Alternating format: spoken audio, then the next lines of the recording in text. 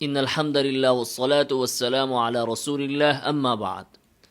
জানাজার নামাজে সূরাতুল ফাতিহা পড়তে হবে কিনা বা পড়া যাবে কিনা, এই বিষয় নিয়ে মতবিরোধ নতুন কিছু নয়।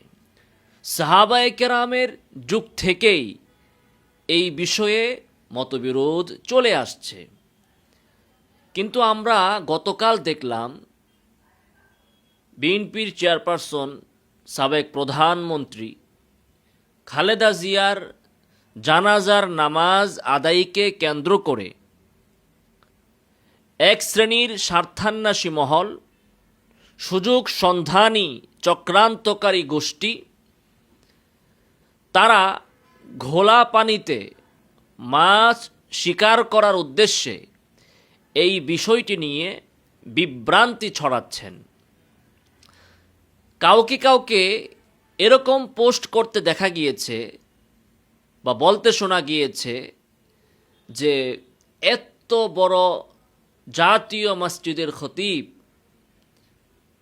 জানাজার নামাজে সূরা ফাতিহা পড়তে হয় এটাও তিনি জানেন না।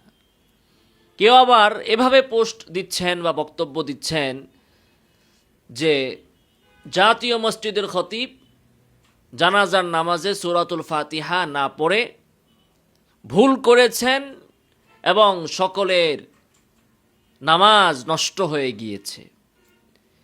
কেউ কেউ আবার এরকম বলছেন যে তিনি ধর্মের নামে মুসলমানদের সাথে প্রতারণা করেছেন, জানাজার নামাজে সূরা ফাতিহা না পড়ে তিনি বিশাল বড় অন্যায় করেছেন, বিশাল বড় ভুল করেছেন, ইত্যাদি ইত্যাদি।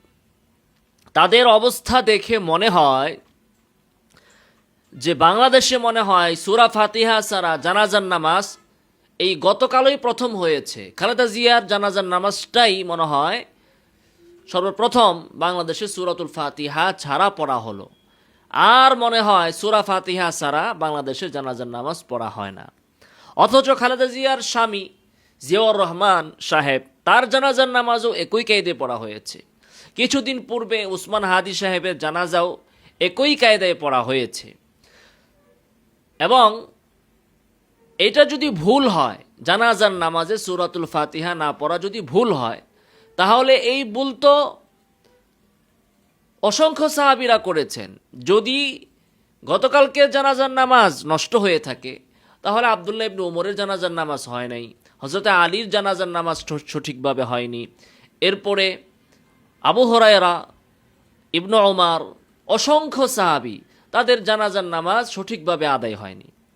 যদি আপনারা এই কথা বলেন যে জাতীয় মসজিদের ইমাম খতিব তিনি এই মাসালা জানেন না যে জানাজার নামাজে সূরাতুল ফাতিহা পড়তে হয়, তাহলে আমি বলবো ইমাম উদারিল হিজরা কোনো মসজিদের ইমাম না, বাংলাদেশের জাতীয় মসজিদেরও ইমাম না, যাকে বলা হয় ইমাম উদারিল হিজরা, ইমাম মালিক রাহিমাহুল্লাহ, তিনিও তো এই অভিমতই পোষণ করতেন যে জানাজার নামাজে সূরাতুল ফাতিহা পড়া যাবে না। তাহলে ইমাম মালিকের ক্ষেত্রেও কি এই কথা বলবেন? এত বড় ইমাম, অথচ তিনি জানাজার নামাজে সূরাতুল ফাতিহা পড়তে হয় এই মাসআলাটাই জানেন না। আবু হানিফা রাহিমাহুল্লাহর কথা একটু পরেই বলি, কারণ আবু হানিফা রাহিমাহুল্লাহর কথা বললে আবার অনেকে নাক ছিটকাবে যে উনি হাদিস জানেন না। তো আবু হানিফা রাহিমাহুল্লাহ হাদিস জানেন না আপনারা বলেন, ঠিক আছে। ইমাম মালিকের ক্ষেত্রে কি বলবেন? ইমাম মালিকও কি হাদিস জানেন না? তাহলে ইমাম মালিকের ক্ষেত্রে আপনারা কি বলবেন? তো আসুন আমরা এই মাসআলাটি একটু ঘেঁটে দেখি সংক্ষেপে, খুব ডিটেলসে যাব না। জানাজার নামাজে সূরাতুল ফাতিহা পড়তে হবে কিনা বা পড়া যাবে কিনা, এই বিষয় নিয়ে তিনটা মত আছে। এই মতগুলো এমনিতেই সৃষ্টি হয় নাই। মতগুলো কোনো ইমাম নিজেদের স্বার্থে মন গড়াভাবে আবিষ্কার করেননি, বরং প্রত্যেকেই দলিল এবং যুক্তি সামনে রেখেই এগুলোর প্রবক্তা হয়েছেন। ইখতিলাফ হওয়ার কারণটা কি, মতবিরোধ হওয়ার কারণটা কি, আমাদেরকে এই জিনিসটা বুঝতে হবে। কোনো মাসআলায় যখন মতবিরোধ হয় তখন এক এক ক্ষেত্রে এক একটা কারণ মতবিরোধের পেছনে থাকে। তো সলাত আলাল মাইয়িত বা সলাতুল জানাজা, এক্ষেত্রে সূরাতুল ফাতিহা পড়া যাবে কি যাবে না, এই বিষয়ে মতবিরোধ কেন হলো? মতবিরোধ হওয়ার কারণ হচ্ছে রাসূলুল্লাহ সাল্লাল্লাহু আলাইহি ওয়াসাল্লাম থেকে এই বিষয়ে সুস্পষ্ট কোনো বক্তব্য আসেনি।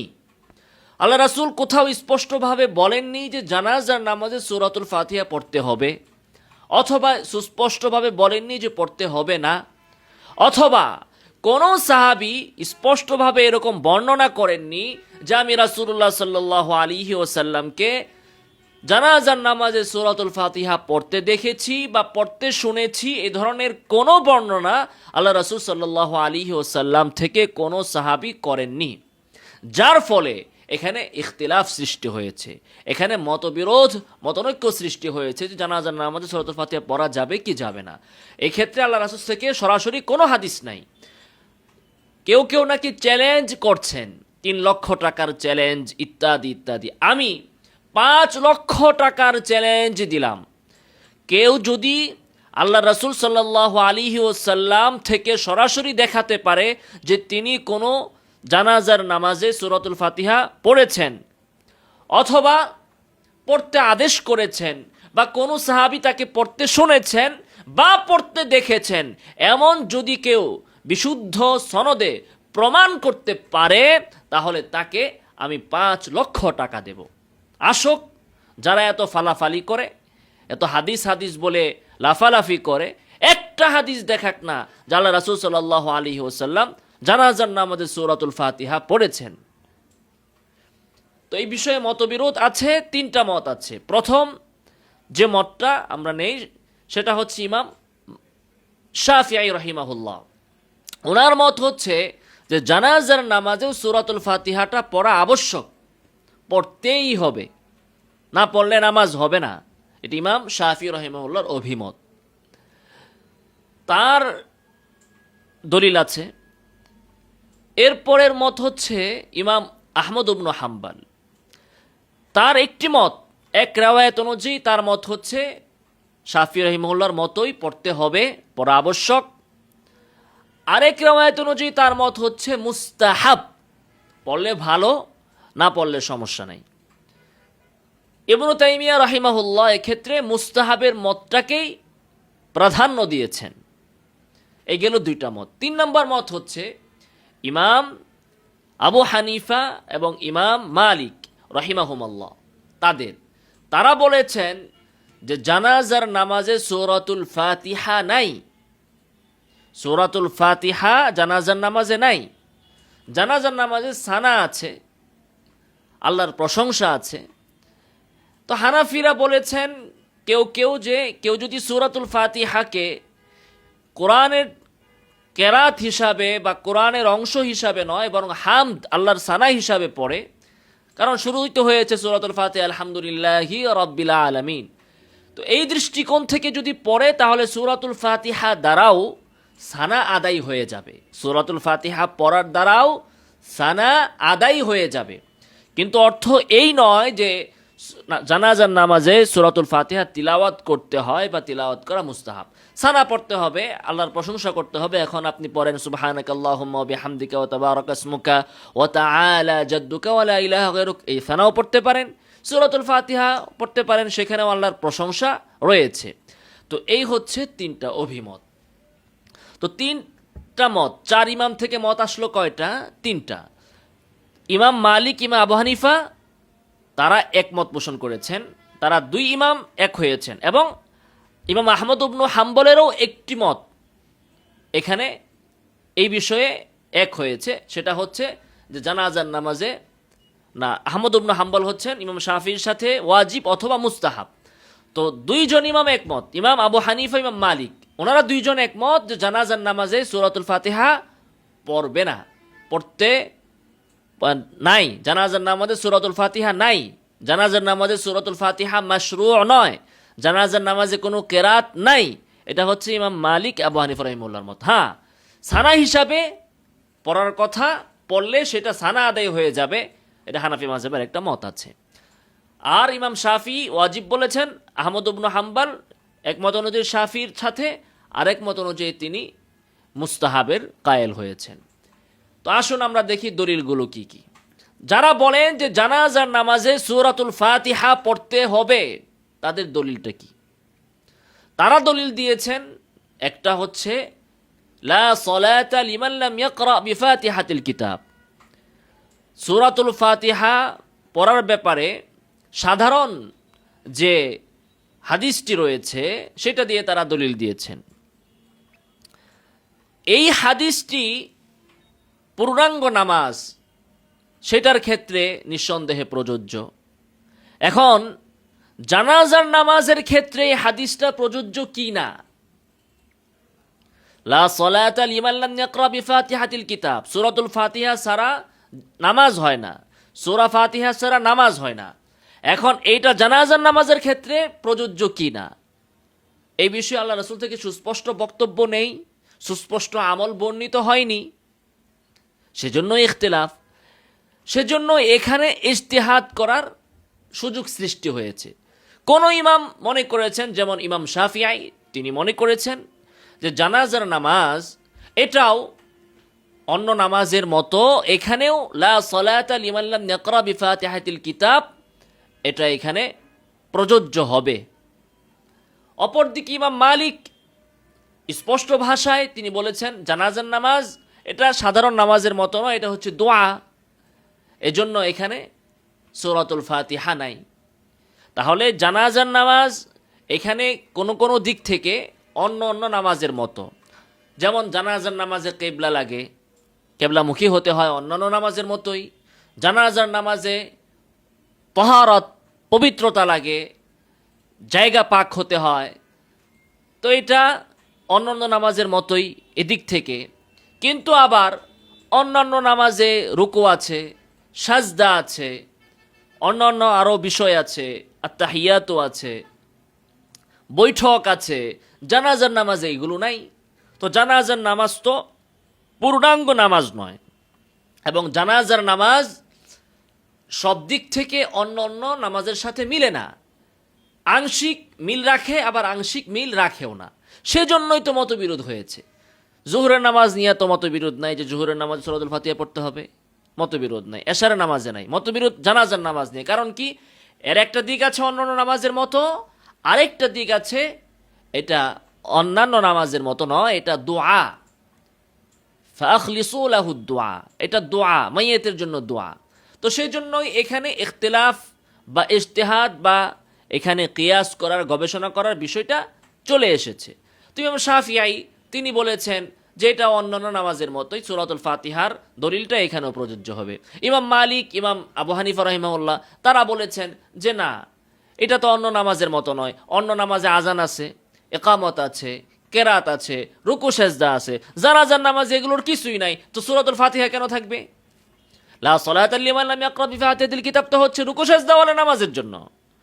তো জানাজার নামাজে যদি সূরাতুল ফাতিহার দলিল প্রযোজ্য হয়, তো রুকুর দলিল, সাজদার দলিল, নামাজের জন্য আজান লাগে, নামাজের জন্য ইকামত লাগে, এই সকল দলিলও তো তাহলে এখানে প্রযোজ্য হবে। তো ওগুলো তো এখানে আপনারা ফিট করছেন না। জানাজার নামাজে আজান দিচ্ছেন না, ইকামত দিচ্ছেন না, রুকু হচ্ছে না, এখানে সাজদা হচ্ছে না, বৈঠক হচ্ছে না। অতএব ওনারা বলতেছেন এটা অন্যান্য নামাজের মতো নয়। যাই হোক, যেহেতু আল্লাহর রাসূল থেকে সুস্পষ্ট কোনো বক্তব্য নাই, এজন্যই এখানে মতবিরোধ সৃষ্টি হয়েছে। এবং এটা যেহেতু অন্যান্য নামাজ থেকে ভিন্ন, আবার কিছু দিক থেকে মিলও, এজন্য এখানে ইমামদের থেকে দুই রকমের বক্তব্য এসেছে। তো এই হচ্ছে ইমাম শাফিঈর একটা দলিল। দ্বিতীয় দলিল ইমাম শাফিঈ রাহিমাহুল্লাহ বা যারা বলেন যে সূরাতুল ফাতিহা পড়তে হবে, ইবনু আব্বাস রাদিয়াল্লাহু তাআলা আনহুর একটা আসার। ইবনু আব্বাস রাদিয়াল্লাহু তাআলা আনহু তিনি একবার জানাজার নামাজে জোরে জোরে সূরাতুল ফাতিহা পড়েছেন, উচ্চ স্বরে। তো নামাজের পরে ওনাকে বর্ণনাকারী তার হাত ধরেছেন যে কি ব্যাপার, আপনি এটা কি করলেন? তখন ইবনু আব্বাস বলেন লিতাআলামু আন্নাহা সুন্নাহ, আমি এটা জোরে জোরে সূরাতুল ফাতিহা পড়লাম যেন তোমাদের এটা জানা হয়ে যায় যে এটা সুন্নাহ, সূরাতুল ফাতিহা এটা একটা সুন্নাহ। ইবনু আব্বাস থেকে বিশুদ্ধ সনদে এটা এসেছে। এখন ওনারা এটা দিয়ে দলিল দিচ্ছেন যে অতএব জানাজার নামাজে সূরাতুল ফাতিহা পড়তে হবে। এখানে একটা বিষয় লক্ষণীয়, সেটা হচ্ছে আমাদের ওই কোম্পানির ভাইরা তারা ফেসবুকে এভাবে প্রচার করছেন যে ইবনু আব্বাস বলেছেন লিতাআলামু আন্নাহা সুন্নাহ, যে আমি উচ্চ আওয়াজে জানাজার নামাজে সূরাতুল ফাতিহা পড়েছি যেন তোমরা জানো আন্নাহা সুন্নাহ, এটাই সুন্নাহ। এভাবে তারা অনুবাদ করে বিভ্রান্তি ছড়াচ্ছেন। লিতাআলামু আন্নাহা সুন্নাহর অর্থ এটা নয় যে এটাই সুন্নাহ। এটার অর্থ হচ্ছে আন্নাহা সুন্নাহ মানে হচ্ছে এটা একটা সুন্নাহ, যেন তোমরা জানো যে নিশ্চয়ই এটা একটা সুন্নাহ। সুন্নাতুন নাকেরা, এটাই সুন্নাহ, এর আরবি হচ্ছে লিতাআলামু আন্নাহাস সুন্নাহ অথবা লিতাআলামু আন্নাহা হিয়াস সুন্নাহ। এটা হবে যদি অর্থ আপনি করতে চান যে এটাই সুন্নাহ, তো জানাজার নামাজে সূরাতুল ফাতিহা পড়াই সুন্নাহ। এটা ইবনু আব্বাস বলে নাই, তিনি বলছেন এটা একটা সুন্নাহ। তার মানে হচ্ছে এর বাহিরেও যে মত আছে, যে পদ্ধতি আছে, সেটাও সুন্নাহ।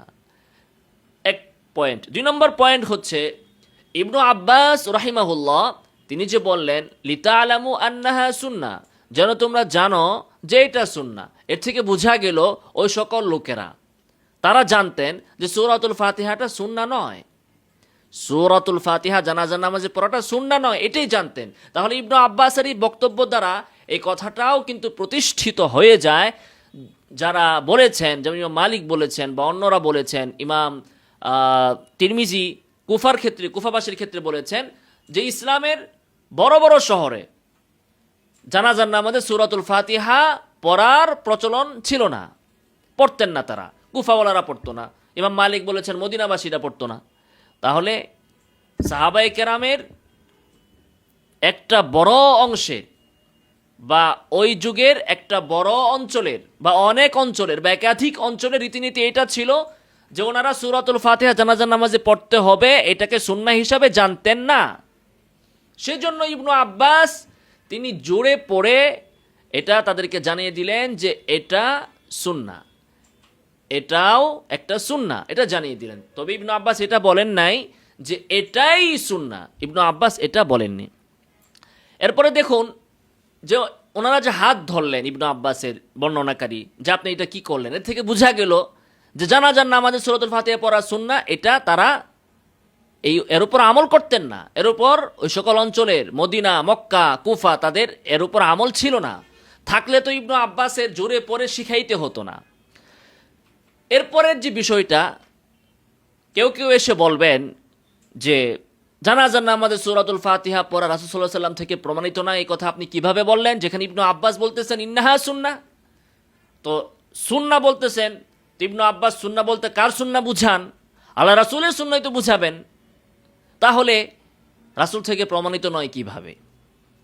হ্যাঁ, দেখুন ইবনু আব্বাস এই কথাটাকে এভাবে দুর্বল করে কেন বললেন যে আমি জোরে পড়েছি যেন তোমরা জানো যে এটা একটা সুন্নাহ, তোমরা যেটা পড়ো যেভাবে পড়ো সেটাও সুন্নাহ, কিন্তু এটা একটা সুন্নাহ, এটা তোমাদেরকে আমি শিখিয়ে গেলাম। কেন এইভাবে বললেন? যদি ইবনু আব্বাস সরাসরি আল্লাহর রাসূল সাল্লাল্লাহু আলাইহি ওয়াসাল্লামকে জানাজার নামাজে সূরাতুল ফাতিহা পড়তে দেখতেন অথবা পড়তে শুনতেন অথবা আল্লাহ রাসূল তাকে শিক্ষা দিতেন, তাহলে ইবনু আব্বাস তো এইভাবে বলতেন না ইন্নাহা সুন্নাহ। ইবনু আব্বাস বলতেন হাকাযা রাআইতু রাসূলুল্লাহি সাল্লাল্লাহু আলাইহি ওয়াসাল্লাম ইউসাল্লি সালাতাল জানাজা, আমি আল্লাহর রাসূলকে এভাবেই জানাজার নামাজ আদায় করতে দেখেছি, তিনি এইভাবে বলতেন। অথবা তিনি বলতেন যে হাকাযা আল্লামানি রাসূলুল্লাহি সাল্লাল্লাহু আলাইহি ওয়াসাল্লাম, আল্লাহর রাসূল আমাকে এইভাবে শিখিয়েছেন, যেমনটা ওযু সম্পর্কে, অন্যান্য ইবাদত সম্পর্কে সাহাবায়ে কেরাম থেকে বর্ণিত আছে। তো ইবনু আব্বাস কেন এইভাবে হালকার উপর বলে দিলেন যে যেন তোমরা জানো এটা একটা সুন্নাহ? কেন তিনি বললেন না আমি রাসূলকে এভাবে করতে দেখেছি, পড়তে দেখেছি, বলতে দেখেছি, শিখাতে দেখেছি, আমি শিখেছি, এভাবে কেন বললেন না? তার কারণ হচ্ছে এটা যে এখানে সমূহ সম্ভাবনা আছে। অন্যান্য সাহাবারা যেমনিভাবে আল্লাহ রাসূল থেকে সরাসরি এখানে কিছু বর্ণনা করেননি, ইবনু আব্বাস এখানে ইন্নাহা সুন্নাহ বলে তিনি সুন্নাহ বুঝিয়েছেন রাসূলের, কিন্তু স্পষ্ট নস তার কাছে হয়তো ছিল না। তিনিও এটা সুন্নাহটা ইজতিহাদ করেছেন। কিভাবে? লা সলাতা লিমান লাম ইয়াকরা বিফাতিহাতিল কিতাব, সেই হাদিসকে সামনে রেখে তিনি ইজতিহাদ করেছেন ওই হাদিসটা জানাজার ক্ষেত্রেও প্রযোজ্য হবে, আর যদি প্রযোজ্য হয় তাহলে জানাজার নামাজে সূরাতুল ফাতিহা পড়াটাও একটা সুন্নাহ হবে। ইবনু আব্বাস কিন্তু ইনকার করেন নাই, যারা পড়ে না তাদেরকে ইনকার করেন নাই, বলেন নাই তাদের নামাজ হয় না, বলেন নাই যে তোমাদের জানাজার নামাজ হয় না। তিনি বলছেন তোমাদেরকে আমি শিখাতে চেয়েছি যেন তোমরা শিখতে পারো, জেনে নিতে পারো যে জানাজার নামাজে সূরাতুল ফাতিহা পড়াটা একটা সুন্নাহ। তো এই যে সুন্নাহ নিশ্চয়ই রাসূলের সুন্নাহ, কিন্তু সরাসরি অকাট্যভাবে ইবনু আব্বাসের কাছে সম্ভবত দলিল ছিল না, তাই তিনি এভাবে কথাটা বলেছেন যে এটা একটা সুন্নাহ। আর এই সুন্নাহটা লা সলাতা লিমান লাম ইয়াকরা বিফাতিহাতিল কিতাব এই হাদিস থেকে ইজতিহাদ করার মাধ্যমে বের হয়েছে, উনি বের করেছেন। তো মুজতাহিদ ইজতিহাদ করতেই পারেন। ইবনু আব্বাস একরকম ইজতিহাদ করেছেন, অন্য সাহাবীরা অন্যরকম ইজতিহাদ করেছেন। আচ্ছা, এই হচ্ছে ওনাদের দলিল। এখন আসুন, যারা বলেন যে নামাজের ভিতরে, জানাজার নামাজের ভিতরে সূরাতুল ফাতিহা পড়তে হবে না বা পড়া যাবে না, পড়তে হবে না শুধু নয় বরং পড়া যাবে না, মাশরু' না, জানাজার নামাজে সূরাতুল ফাতিহা নাই, কোনো কেরাত পড়ার কোনো অপশন নাই। হ্যাঁ, সানা আছে, হানাফিদের অনেকে সানা হিসাবে পড়ার অবকাশ দিয়েছেন।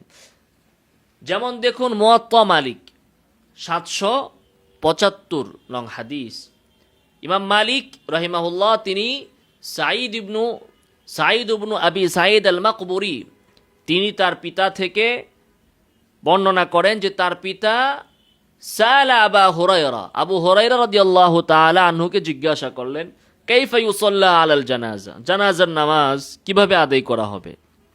জিজ্ঞাসা করলেন যে জানাজার নামাজ কিভাবে আদায় করা হবে।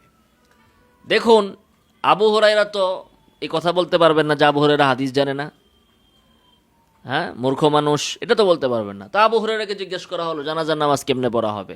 আবু হুরায়রা বললেন, ফাইযা বুদিআত কাব্বারতু, যখন জানাজার সামনে রাখা হয় তখন আমি তাকবীর দেই, ওয়া হামিদতুল্লাহ, এবং আল্লাহর প্রশংসা করি, ওই সানা হামদ পড়ি, ওয়া সাল্লাইতু আলা নবিহি, এরপরে দুরূদ শরীফ পড়ি, সুম্মা কুলু, এরপরে উনি একটা দোয়া বলেছেন, এই দোয়া পড়েন। তো উনিও বললেন 4টা জিনিসের কথা, তাকবীর দিয়ে সানা বা হামদ পড়বে, তারপরে তাকবীর দিয়ে দুরূদ শরীফ পড়বে, এরপরে তাকবীর দিয়ে দোয়া পড়বে। তো উনি তো সূরাতুল ফাতিহার কথা বললেন না। তারপরে দেখুন মালিকুন আন নাফিআইন, ইমাম মালিক নাফি' থেকে তিনি আব্দুল্লাহ ইবনে ওমর সম্পর্কে বর্ণনা করছেন। এই সনদটা সিলসিলাতুদ যাহাবিয়া, গোল্ডেন চেইন। ইমাম মালিক নাফি থেকে, নাফি ইবনে ওমর থেকে বর্ণনা করছেন। তাহলে সাহাবী মানে লেখক এবং সাহাবী পর্যন্ত মাঝখানে মাত্র একজন বর্ণনাকারী, তাও তিনি হচ্ছেন ইমাম নাফি। তো বর্ণনা করছেন যে কানা লা ইয়াকরাউ ফিস সালাতি আলাল জানাজা, যে জানাজার নামাজে তারা কেরাত পড়তেন না, জানাজার নামাজে তারা কেরাত পড়তেন না। তাহলে আমরা কিন্তু ইবনু ওমর থেকেও পেলাম এবং এই কথা আমরা আবু হুরায়রা রাদিয়াল্লাহু তাআলা আনহু থেকেও পেলাম। দেখুন ইমাম মালিক রাহিমাহুল্লাহ উনি বলতেছেন, আল ইস্তিযকারে এসেছে 3 নম্বর খণ্ড 40 পৃষ্ঠা, তিনি বলতেছেন, قال مالك في الصلاة على الجنازة إنما هو الدعاء, ইমাম মালিক বলেন যে জানাজার নামাজ এটা একটা দোয়া, এটা অন্যান্য নিয়মতান্ত্রিক নামাজের মতো নয়। وإنما فاتحة الكتاب ليس بمعمول بها في بلدنا, আমাদের অঞ্চলে, ইমাম মালিকের দেশ কোনটা? বাইতুল মুকাররম বা বাংলাদেশ না, মদিনা, আল মদিনা আল মুনাওয়ারা। তো তিনি বলতেছেন যে আমাদের অঞ্চলে জানাজার নামাজে সূরাতুল ফাতিহা পড়ার প্রচলন নাই। তো আল্লাহর রাসূল যে এলাকায় থাকলেন, আল মসজিদুন নববী প্রতিষ্ঠা করলেন, নির্মাণ করলেন, নামাজ পড়লেন সাহাবায়ে কেরামকে, সেই এলাকার সেই অঞ্চলের লোকজন বলতেছেন এবং সেই অঞ্চলের লোকজনের ইমাম বলতেছেন, ইন্নামা ফাতিহাতুল কিতাবি লাইসা বিমামুরিন বিহা ফি বালাদিনা, যা আমাদের দেশে, আমাদের অঞ্চলে সূরা ফাতিহা পড়া জানাজার নামাজে এর প্রচলন নাই। এই ধরনের কথা অন্যান্য তাবিঈদের থেকেও এসেছে। আমরা আলোচনা বেশি দীর্ঘায়িত করব না। যারা সূরাতুল ফাতিহা জানাজার নামাজে না পড়ার কথা বলেছেন, অমিম্মান কানা লা ইয়াকরাউ ফিস সালাতি আলাল জানাজা, যারা জানাজায় সূরাতুল ফাতিহা পড়তেন না, আল ইস্তিজকারে ইমাম ইবনু আব্দুল বার বলতেছেন, ওয়া ইয়াকুল লাইসা ফিহা কিরাআ, এবং তারা বলেন যে এখানে কোনো কেরাত নাই জানাজার নামাজে, ওয়া ইউনকিরুল কিরাআতা ফিহা, কেরাত পড়াকে অস্বীকার করেন। তাদের মধ্যে অন্যতম আবুল আলিয়া, মুহাম্মদ ইবনু সিরিন, আবু বুরদাত ইবনু আবি মুসা, ওয়া আমির আশ-শাবি, ওয়া ইব্রাহিম আন-নাখাই, ওয়া বকর ইবনু আব্দুল্লাহ আল-মুজানি, ওয়া মাইমুন ইবনু মেহরান, ওয়া সালিম ইবনু আব্দুল্লাহ ইবনি উমর, ওয়া আতা ইবনু আবি রাবাহ, ওয়া তাউস আল-ইয়ামানি। এখন বলেন তাহলে এত প্রখ্যাত বড় বড় তাবিঈগণ এবং আবু হুরায়রা, ইবনে ওমর এবং হযরত আলী থেকেও এসেছে, তারপরে আব্দুর রহমান ইবনে আউফ থেকেও এসেছে, এ ধরনের প্রখ্যাত সাহাবী, তাহলে কি তাদের জানাজার নামাজ হয় না, হয় নাই, এ কথাই কি আমাদের এ সকল ভাইয়েরা বলতে চান কিনা আল্লাহ সুবহানাহু ওয়া তাআলাই ভালো জানেন। তো এই ধরনের কথায় আমাদের বিভ্রান্ত না হওয়া এবং এ ধরনের মতবিরোধপূর্ণ বিষয়ে বিভ্রান্তি সৃষ্টি না করা। যে বিষয় নিয়ে সাহাবায়ে কেরামের যুগ থেকে মতবিরোধ আছে এবং আল্লাহ রাসূল থেকে স্পষ্ট কিছু নেই, সকলের সাথেই দলিল বিদ্যমান আছে, ওই সকল ক্ষেত্রে এই ধরনের বিভ্রান্তি ছড়ানো, আরেকজনেরটাকে ভুল বলা, আরেকজনেরটাকে তিরস্কার করা, এভাবে ফিতনা ফাসাদ সৃষ্টি করা, এটা অত্যন্ত গর্হিত কাজ। আল্লাহ তাআলা এগুলো থেকে আমাদেরকে হেফাজত করুন। আমিন ওয়া আখিরু দাওয়ানা আনিল হামদুলিল্লাহি রাব্বিল আলামিন।